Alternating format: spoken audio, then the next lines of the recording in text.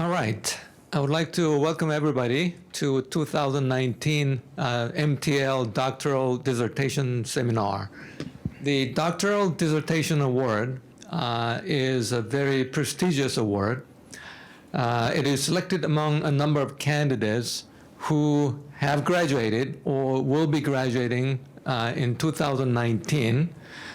So there are a number of candidates, and the committee consisting of Dr. Luis Velasquez Garcia and Professor Jeff Lang and Dr. Vicky Diediuk, they select the winner. This year's winner is from Professor Ronan Han's group, Dr. Cheng Wang. He has worked on Terahertz CMOS spectroscopic system on chip towards precise timing and rapid gas sensing. Dr. Cheng Wang obtained his BE degree from Tsinghua University in China in 2008, and he got his MS degree from China Academy of Engineering Physics in 2011, and he recently defended his PhD at MTL in November. He currently works at doing research as a research scientist at Analog Garage in Boston, Massachusetts. The abstract of his talk is as follows: harnessing the rotational spectra of gas molecules opens new opportunities for Terahertz CMOS integrated circuits.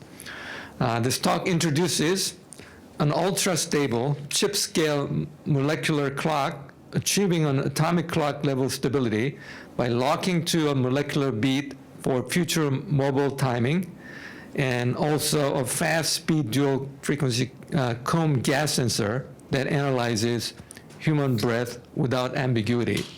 So before starting his talk, I want to present this award to Dr. Wang.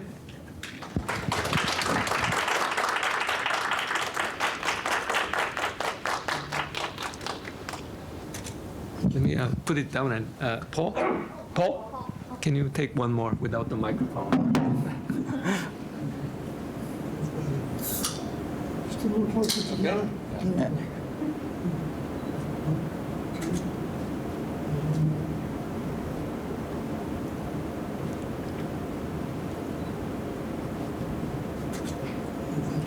Thank you. Why?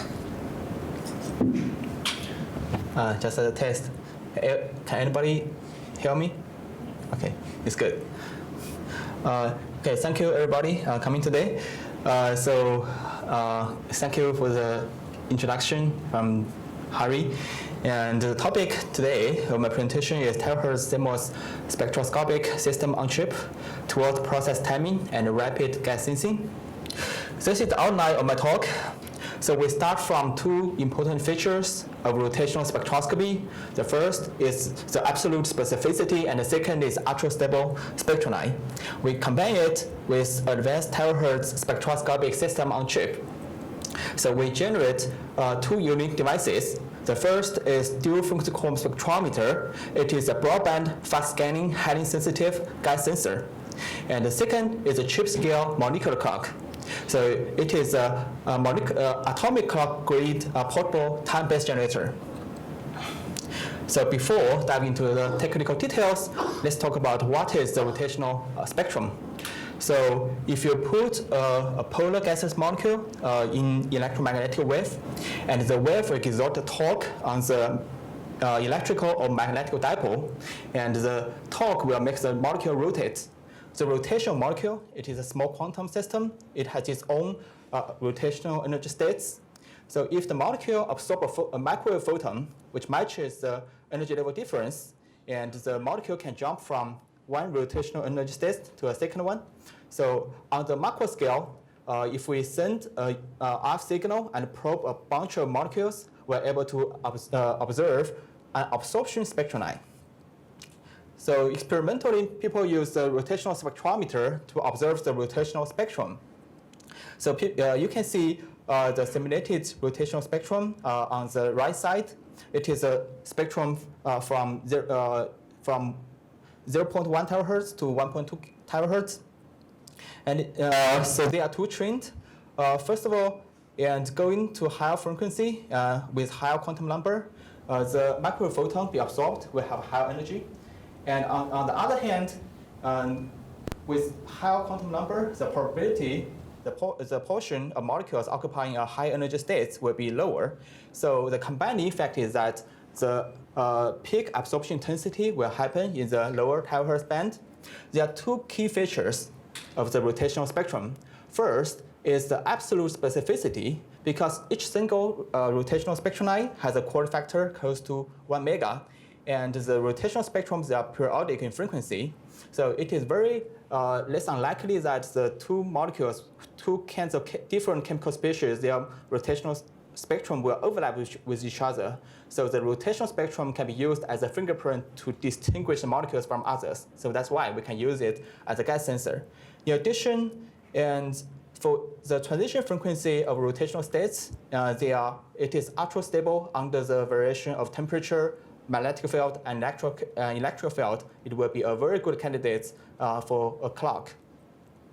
So in the next section, we will talk about how can we utilize the absolute specificity to generate a dual frequency quantum spectrometer, a very powerful gas sensor. So what can be a gas sensor used for? So for instance, one application is to analyze the human exhale breath, because the human exhale breath contains more than 3,000 kinds of chemical species, and only 1% of it, they are the volatile organic compounds. So the volatile organic compounds can be the biomarkers for disease. Just give you one example, the acetone level in your exhale breath is an indicator for the glucose level in your blood. It can be a non-invasive method for the detection of type 1 diabetes. On the other hand, if the sensor can be portable and highly sensitive, we can mount it on the robots and drones and send it to monitor the industrial toxic gas leakage or the atmosphere condition. However, we are still facing many challenges towards an excellent sensor. So here we show the spectrum of a gas mixture contains more than 30 kinds of chemical species within a frequency of 210 to 70 gigahertz. And you can see the spectrum, they are periodic and they have abundant informations. To achieve absolute specificity to distinguish all kinds of chemical species, because each common line has a quarter factor of 10 to the 6, we need the frequency resolution down to 10 kilohertz level. So to sense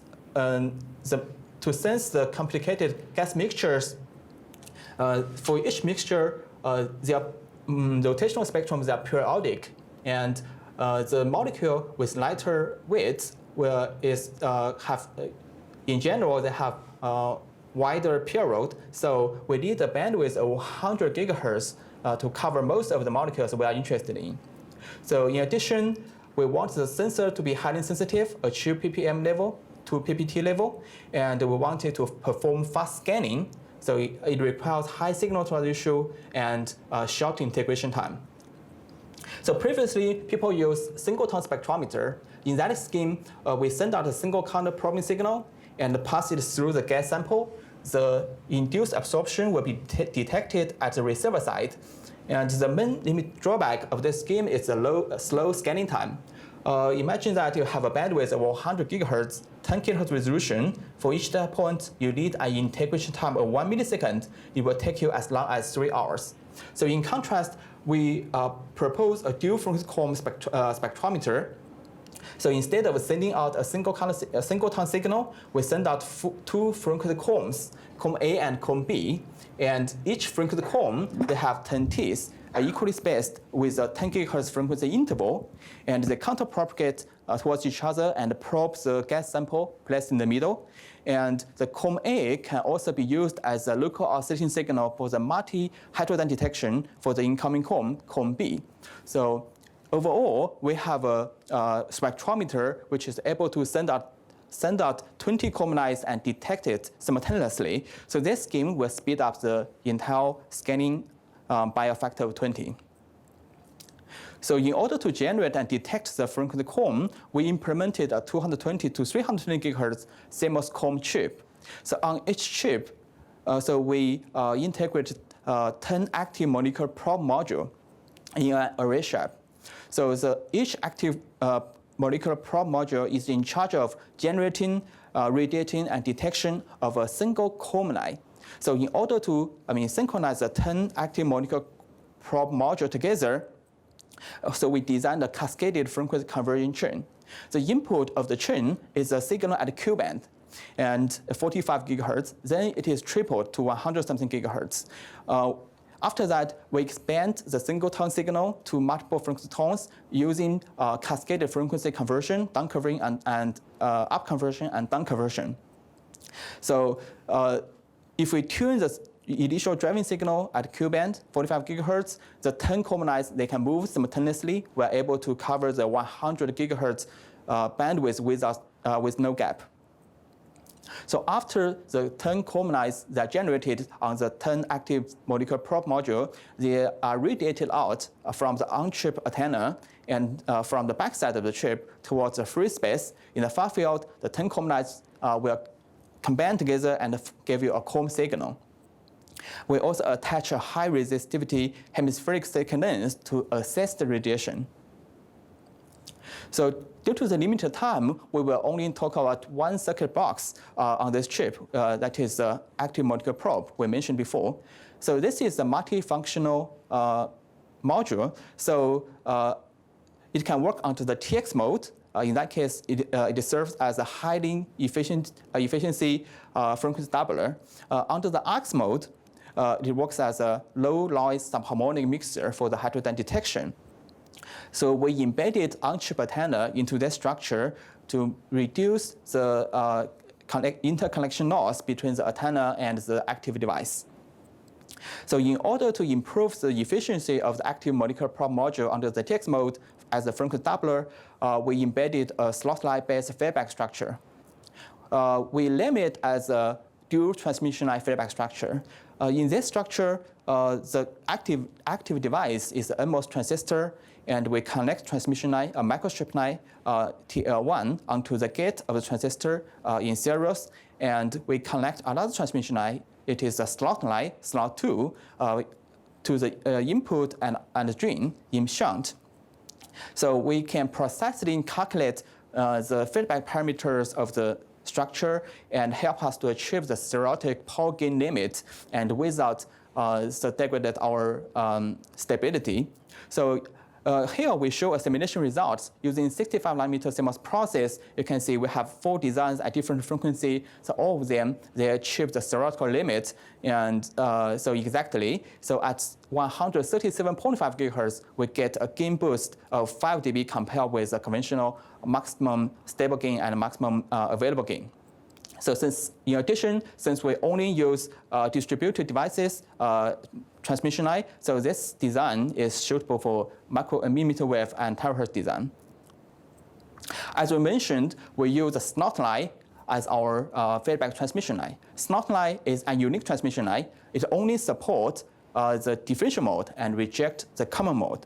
So at fundamental frequency, since we drive the NMOS transistor pair differentially, and the amplified signal on the string of transistor, they are in differential mode. So they can propagate and through the merged central slot line and feedback into the gate. After applying the calculated feedback parameters, we achieve the maximum power gain at fundamental frequency.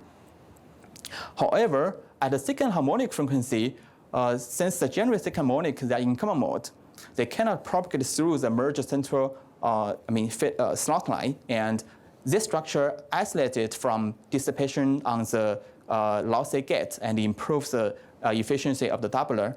And since the second harmonic signal have nowhere to go, you can only run into the another slot line, slot 1, on top of the circuitry.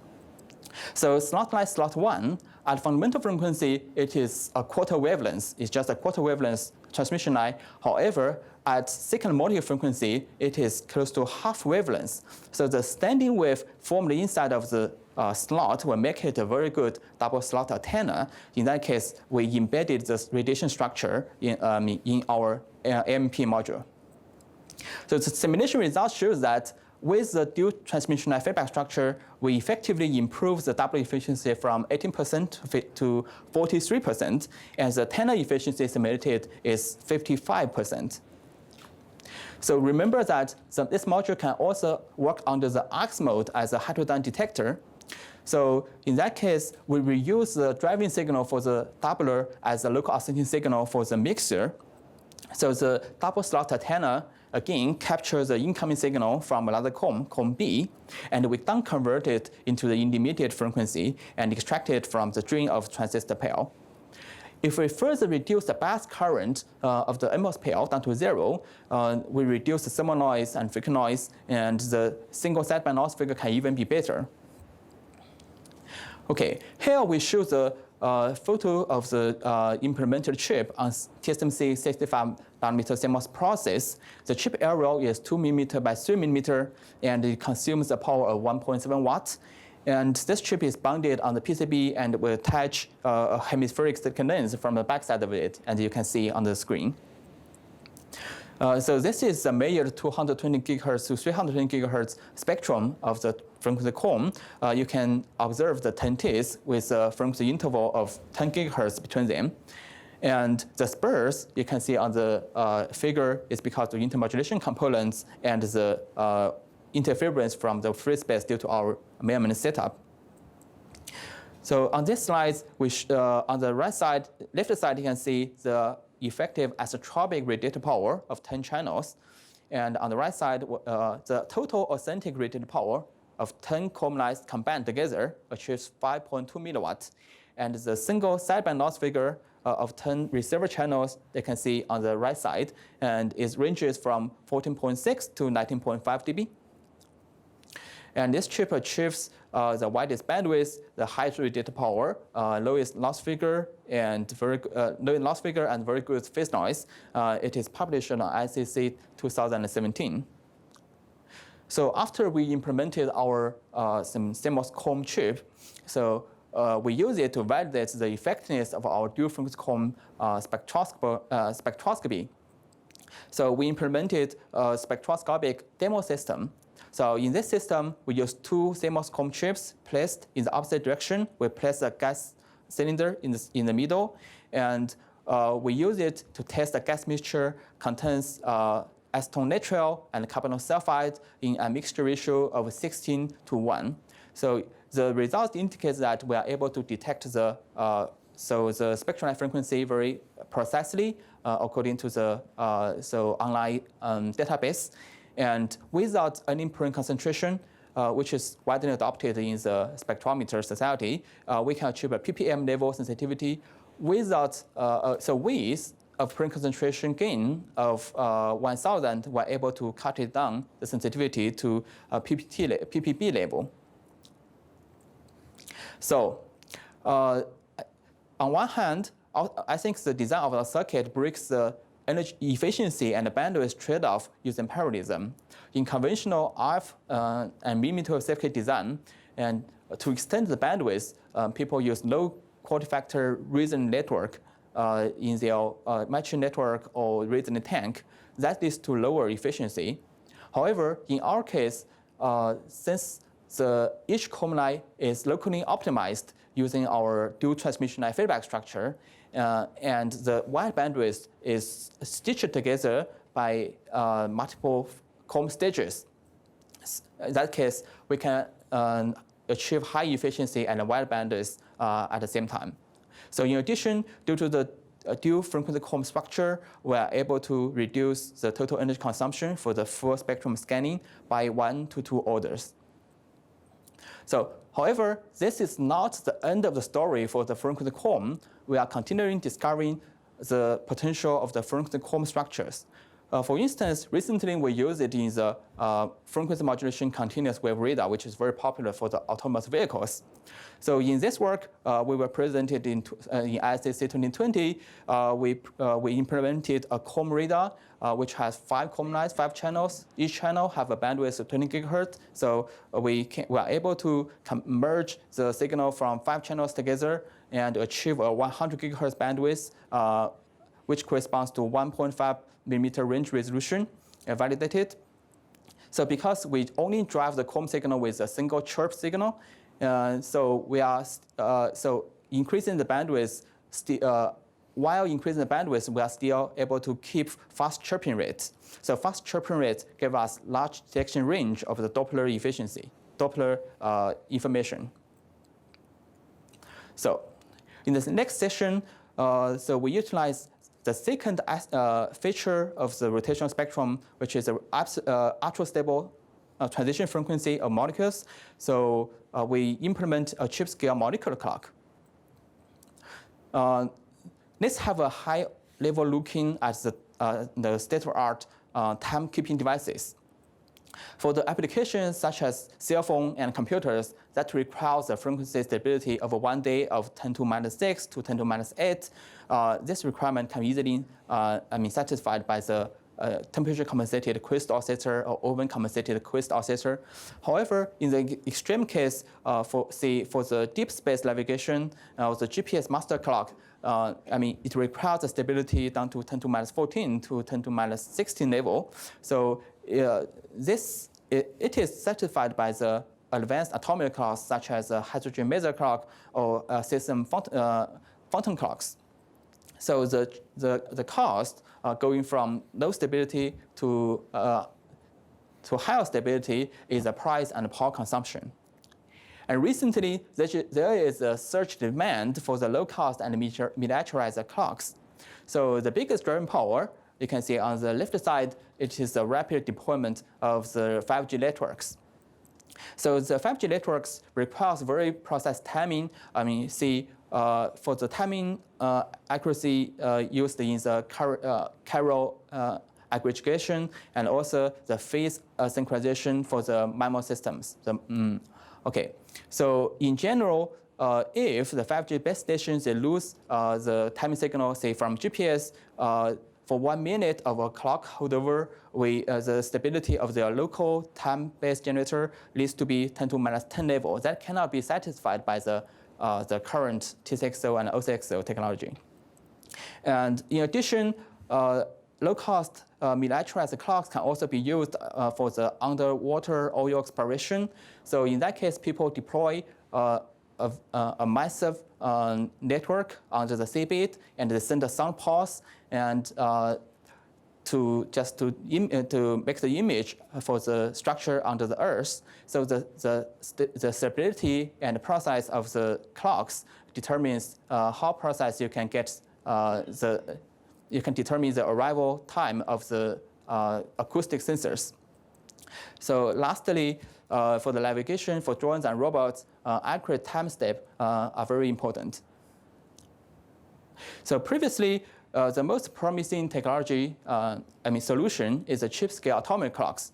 For instance, here we show a chip-scale atomic clock from Microsemi, which is from a company in Massachusetts.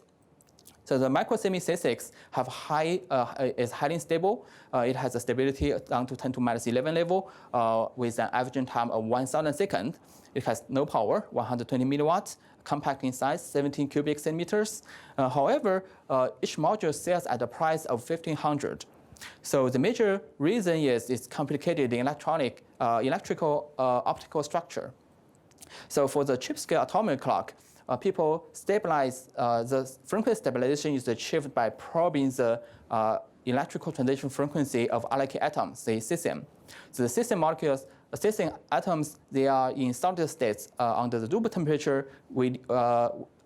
After you turn it on, you need to evaporate it into 80 Celsius, and its temperature needs to be stabilized to a level of millikelvin, 1 millikelvin. After that, we need to enable a laser diode, which is a vertical cavity surface emitting laser, to generate the probing signal at optical wavelengths. And we need to fine control the wavelengths of the laser to find the transition frequency. And so we also need to provide a very good magnetic shield structures, because the CSIC is sensitive to magnetic field. That's why it is expensive. So we propose a chip-scale molecular clock. So in our scheme, based on the CMOS circuits, we generate the probing signals that probes the transition frequency of molecules, and use the error signal to correct the crystal oscillator and stabilize the output frequency of the crystal oscillator. So experimentally, we prove that the stability of the chip scale molecular clock is very competitive with the C6. And thanks to the full electronic structure and much heavily simplified packaging, and we achieve a significant cost reduction over the chip scale atomic clocks. So we select the 231 gigahertz spectrum line of carbonyl sulfide as our time reference.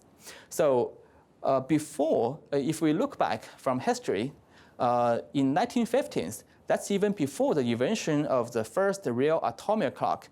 People use the inversion spectrum of ammonia at 23.87 gigahertz to build their first atomic clocks. And they call it atomic clock. It is essentially a molecular clock. So I think one key factor that leads to success of my PhD work is the correct selection of the spectrum line of OCS, because this spectrum line at 231 gigahertz gave us 100 times stronger absorption intensity, twice of the quality factor, and that contributes to much better short-term stability. And the spectrum of OCS molecules, they are much clearer than ammonia, so we are less unlikely to lock onto an incorrect spectrum line.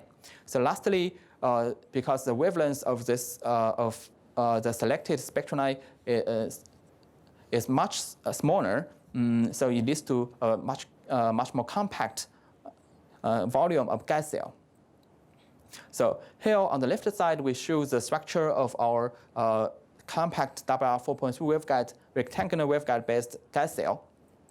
So after constraining the molecules inside the gas cell only have a volume of 83 cubic millimeters. And after constraining the molecules inside of the gas cell, the made OCS spectrum line at 231 gigahertz achieves absorption ratio of 33% and a quality factor of 1.6 times 10 to the fifth. And we find that the maximum amount of power we need to dump into a system to probe the molecules, we only need 50 microwatts, which is highly achievable by the state-of-the-art CMOS technology. So after we settle down our physical system, the OCS molecules at the rotation spectrum line at 231 gigahertz. So how can we form a clock? So first of all, we need to generate a probing signal, a wavelength modulated probing signal at 231 gigahertz, and then we fine-tune the center frequency of the probing signal and use it to scan the light profile of the spectrum line. So if we simultaneously monitor the envelope fluctuation at a modulation frequency, we are able to get a dispersion curve. As you can see, the red curve at the bottom, the right bottom. So the dispersion curve have a zero quiescent point in the middle, which aligns with the spectrum line center precisely. So in that case, we can establish a first-order frequency locking loop, and lock a Terahertz transmitter reference to a voltage-controlled crystal oscillator onto the zero quiescent point of the dispersion curve. So in that case, we have eventually, if we extract the signal from a crystal, we get a clock which locks to the physically invariant frequency, transition frequency of molecules. That is the molecular clock. And after the locking, the Allen deviation, an indicator of the frequency stability in short term, is inversely proportional to the product of quality factor and signal ratio of our spectroscopic system. So here we have a demo. So you can see that after we disturb the loop, and the output clock becomes unstable. And if we release and we reestablish the clock, and we get a very clean output spectrum of the clock. Okay, based on our lab scale molecular clock prototypes, so we measure the mean Allen deviation with an averaging time of 1,000 seconds achieves 2.2 times 10 to minus 11, which is competitive with, which is comparable with state-of-the-art chip-scale atomic clocks, and we get, 3 orders improvement compared with the free-running V6O. So, in collaboration with Dr. Mina Kim in our lab, we validated that even without oven or temperature compensation, where the molecular clock achieves the temperature coefficient of 9.5 times 10 to minus 11 per Kelvin. And so we even found that it is exciting to see that the OCS have very weak magnetic dipole and the G factor. So that's the first level. Secondly, it only the first order Zeeman shift cancels each other, so it only responds to the second order Zeeman shift.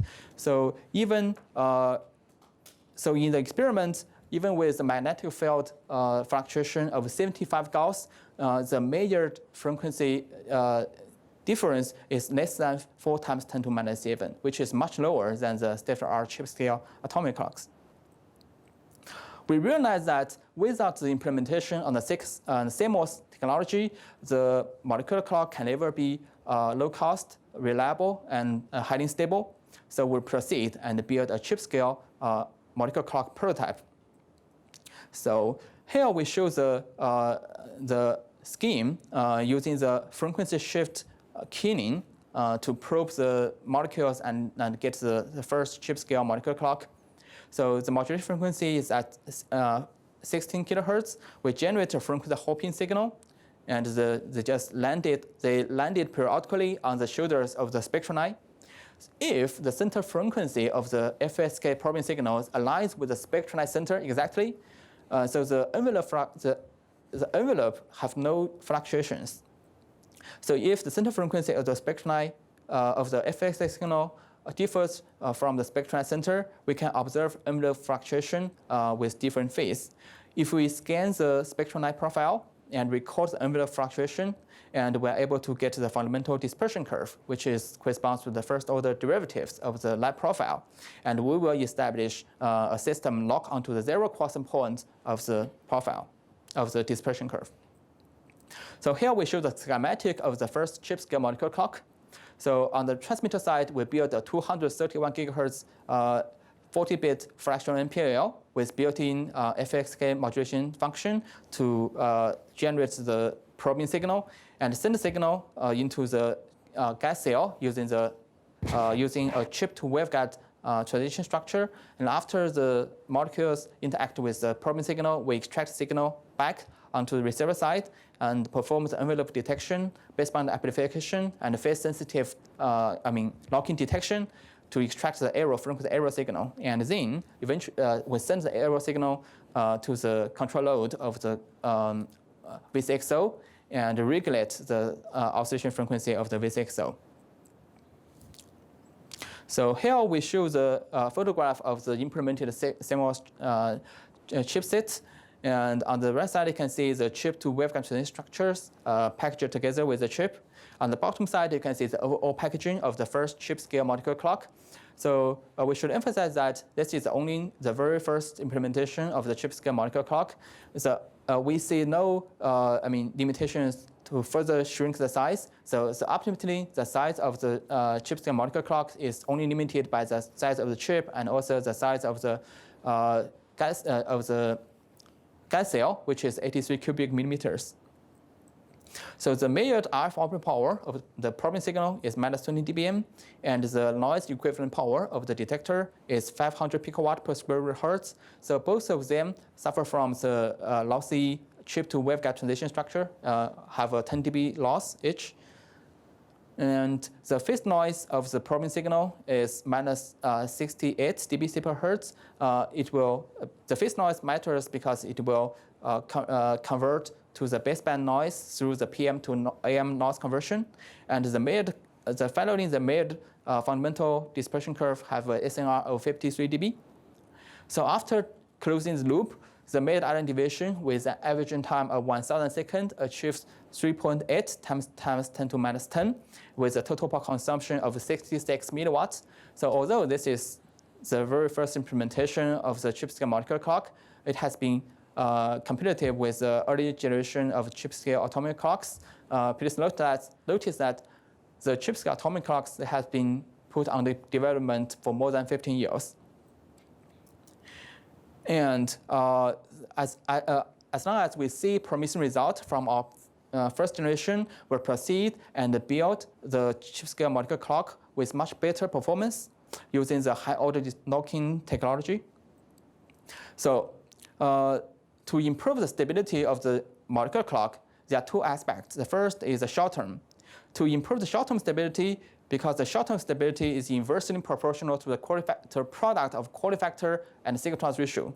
So we can deal with the signal-to-noise ratio.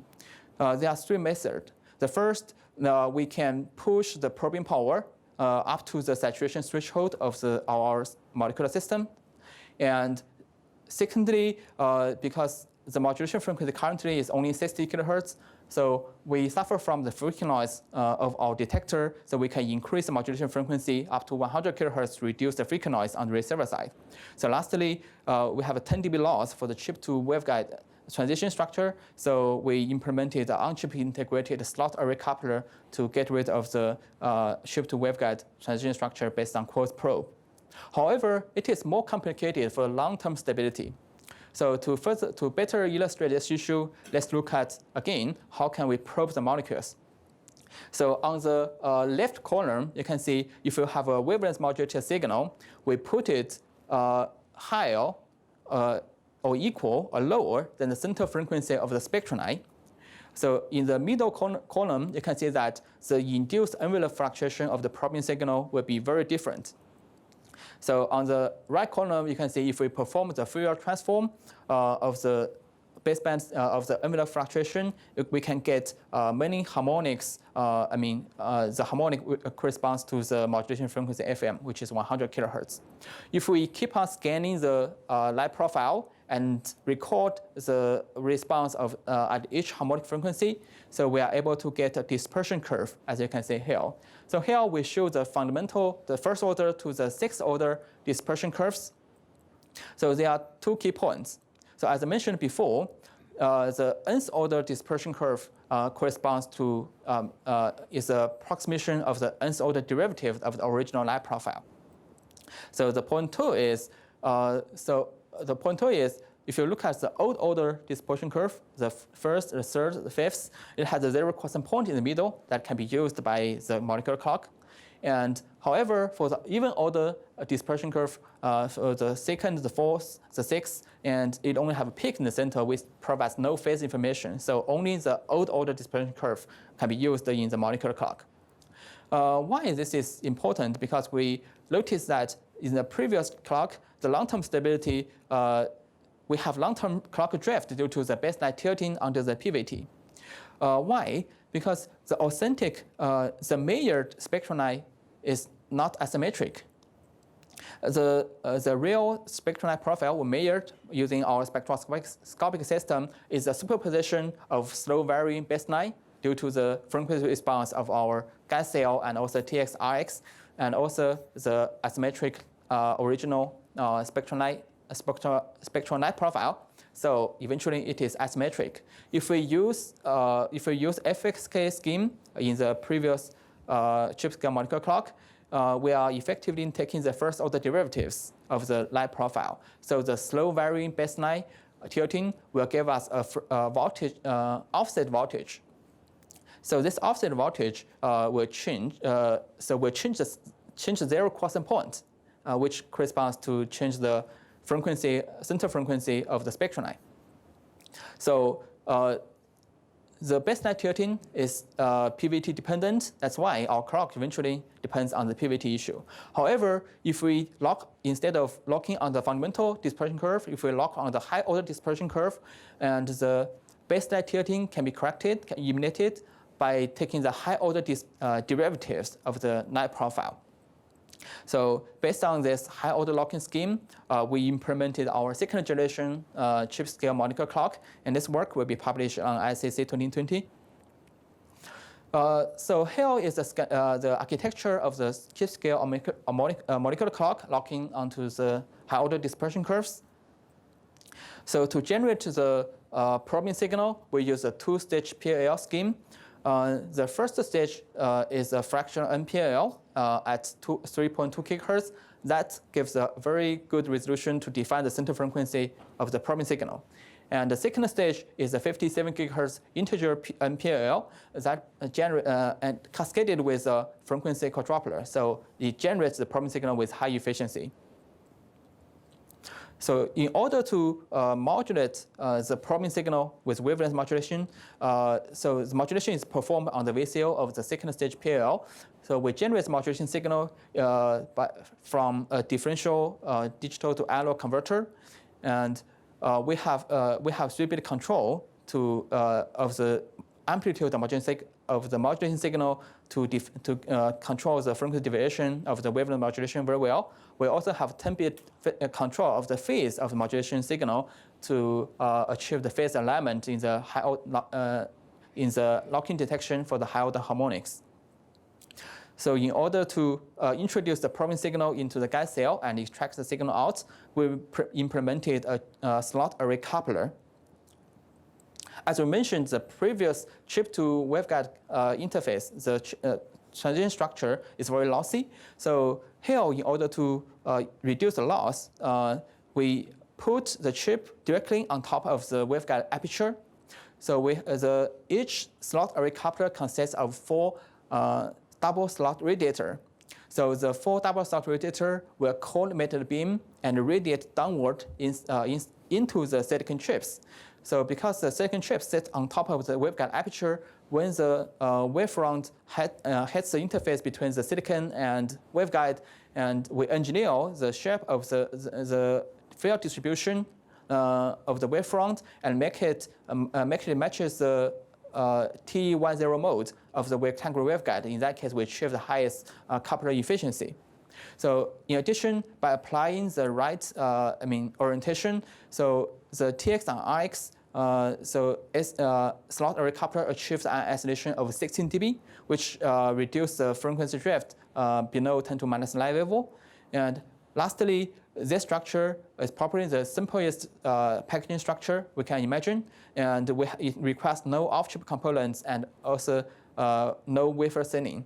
So it reduces the entire cost of our molecular clock a lot.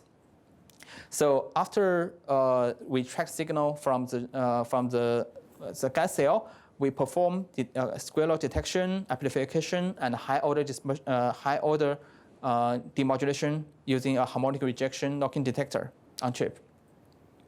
So here we show the photograph of the CMOS chips on 65 nanometer CMOS process again, and the chip size is 4 millimeter by 1.25 millimeter. You can see we attach the gas cell from backside, and we also show the details of the chip packaged on the PCB.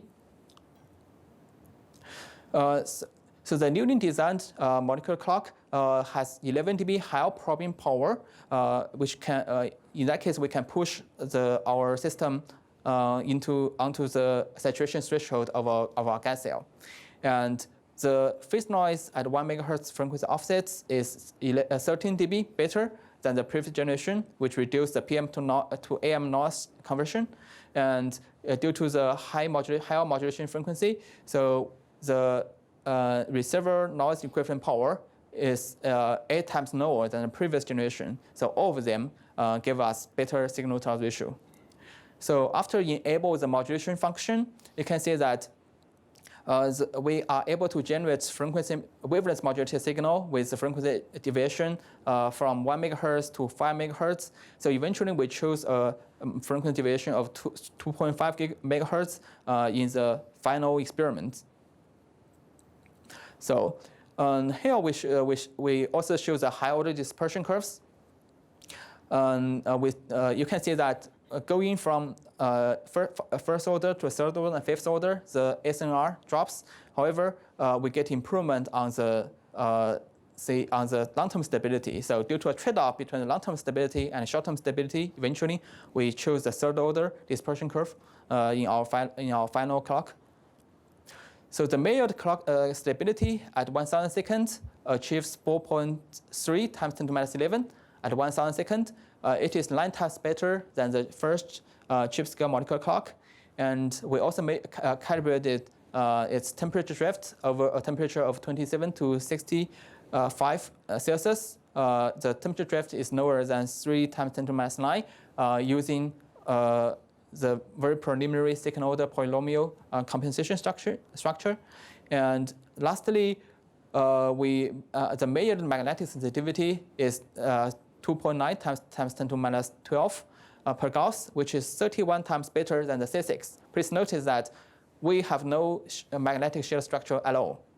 So the power consumption of the chip is 70 milliwatts, competitive to on the same level of the chip scale atomic clock, which is 120 milliwatts for the C6, for the micro semi C6. Okay, just as a summary. So in this work, we utilize two aspects of the rotational spectroscopy: absolute specificity and ultra-stable transition frequency. And we built two devices. The first is the dual frequency column spectrometer as a gas sensor. The second is two generations of chip-scale molecular clock, serving as a portable atomic clock grid time-based generator. Okay. Finally, yeah, thanks for the support of my entire PhD from my advisor, Professor Roland Han, and my success committee, Professor Harry Lee and Cheng Hu. And appreciate the technical discussion with many people, including Dr. Dennis Bass, Brent Perkins, Steve Coy, Professor Robert Feld, Keith Nielsen from the chemistry department, and Asan Afsari and Alan Sen. Also appreciate the help from my lab mates, Cassie, Xiang, Mina, and Jack, Zhi, Guo, and many other people. Yeah, thank you.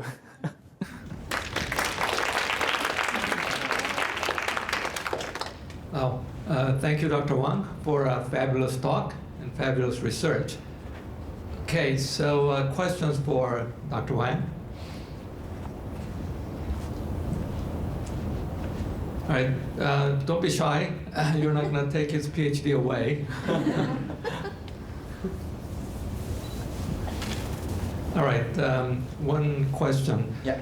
So the first discrete implementation of the molecular clock has something like about 5 times 10 to the minus 11th Allen deviation. Mm-hmm. And then the first generation of the chip scale molecular clock was about 10 times worse. Yeah. So what's the major reason for that?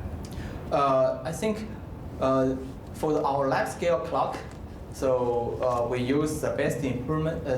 So we build it based on the instrument from Agilent, and it provides the very high in our lab scale clock. We're able to drive the molecules onto the saturation threshold already.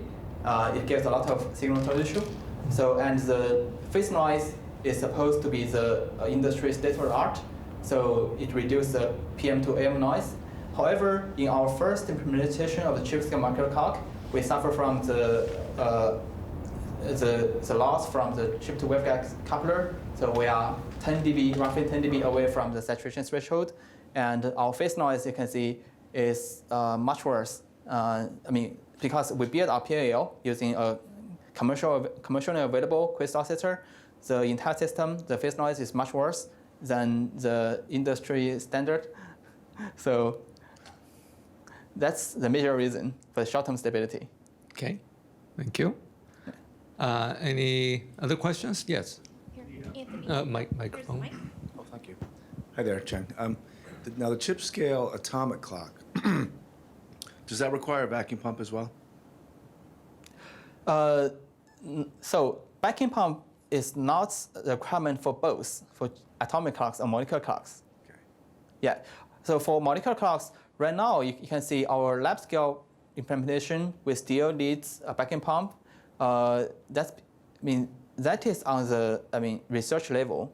Right. So right now we are able to permanently seal the gas cell.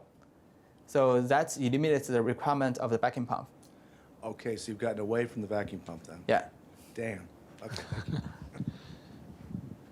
How long does that hermetic seal last?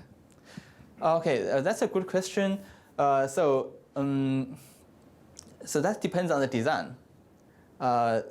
So just give you one example. So for everybody knows the cathode ray tube, right?